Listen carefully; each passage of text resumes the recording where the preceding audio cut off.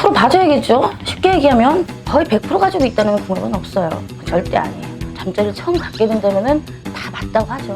그렇게 생각 안 하세요? 스님 안녕하세요. 네, 안녕하세요. 논살에 있는 신의 제자 천상신이라고 합니다. 오늘 이제 질문 드릴 거는 네네. 선생님께서 생각하시는 남녀궁합이란 어떤 거예요?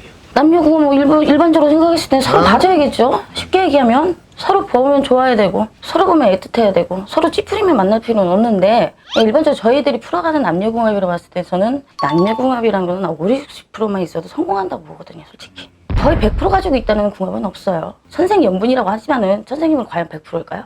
절대 아니에요. 싸울 때도 있고 의견이 안 맞을 때도 있고 대립이 안 될 때도 있단 말이에요.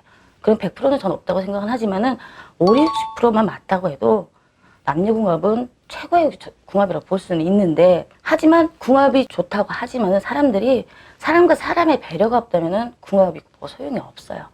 쉽게 얘기하면 궁합이라는 거는 우리가 쉽게 얘기하면은 사주의 궁합도 있겠지만 남녀 간의 속궁합이라는 것도 있잖아요. 속궁합은 아무도 몰라요. 남녀 두 분만이 아는 문제지만 그렇다고 남녀가 만나면서 그 속궁합을 어디에다 다 얘기를 하고 다닐 수는 없는 거잖아요. 보고 그분이 어떻게 사주를 보고 궁합이 맞나 안 맞나 저희들이 얘기해 줄 수는 있지만은 거의 100% 남녀 관계에 잠자리를 처음 갖게 된다면은 다 맞다고 하죠. 그렇게 생각 안 하세요? 다 맞다고 해요. 근데 좀 이렇게 몇 개월 지나고 만나는 기간이 좀 오래 되다 보면 한마디 권태기가 오고 한마디 보면 더 이쁜 여자가 눈에 들어오고 더 잘생긴 남자가 눈에 들어오기 마련이에요. 그런데 그걸 다 지켜줘야 되는 게 본인들이 대화예요. 쉽게 얘기하면 서로 대화가 단절됨으로써 두 분이서 생각하는 것과 옛날에 생각이 맞았던 것도 서로 삐뚤어가게 된다는 게 그것에서부터 먼저 나오거든요. 그래서 저는 가장 중요한 거는 남녀 궁합을 봤을 때는 어찌됐든 서로의 대화하고 그리고 서로의 눈을 보는 게 가장 중요한 것 같아요. 일반 사람들 서로의 진실성을 봐서 볼 때는 눈으로 보고 얘기하라고 하잖아요. 서로 눈을 보고 얘기하면 그 사람의 진실이 있냐 없냐. 사람이 그렇잖아요. 거짓말을 하거나 도둑질하면 자꾸 눈을 이렇게 피하게 되잖아요. 나도 모르게.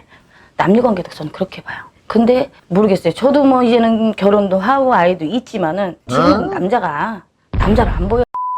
이제는 애도 있고 나이 먹을 만큼 먹었는데 이제 남자가 남자를 보면 안 되는 나이겠죠. 근데 저도 여자이기 때문에 TV에 나오는 연예인들이나 일반에 돌아다닐 때 잘생긴 남자를 보면 한 번 더 돌아보게 되는 게 사람의 심리란 말이에요. 그렇지만 그 선을 내가 어느 정도 지키냐. 궁합이란 것도 그렇고 저희가 하는 말이 이 남녀 궁합을 이어주는 굿은 가능하다고 봐요, 저는.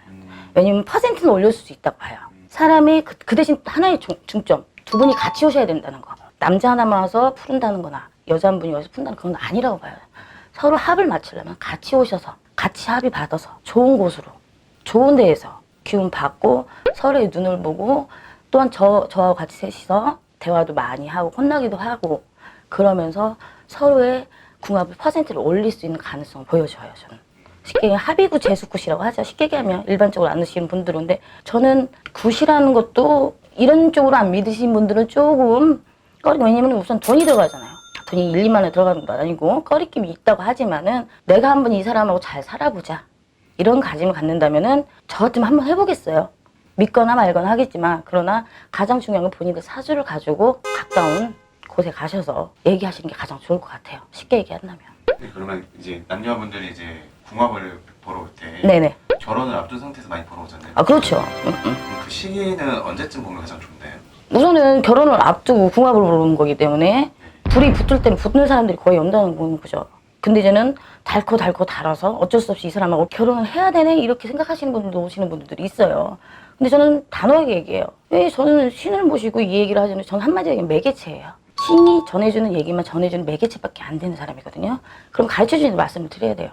그러면 아니다 싶으면 전 그 자리에서 뭐가 아니다라고 얘기를 말씀드려요. 그 외에 아니라고 했는데 본인들이 결혼하는 건 본인들의 판단이고 본인들이 하는 행동이기 때문에 제가 그걸 갖다가 뭐 결혼식 가서 깽판 부릴 수도 없고 왜 또 내 말 한 대로 이렇게 할 수는 없는 거잖아요.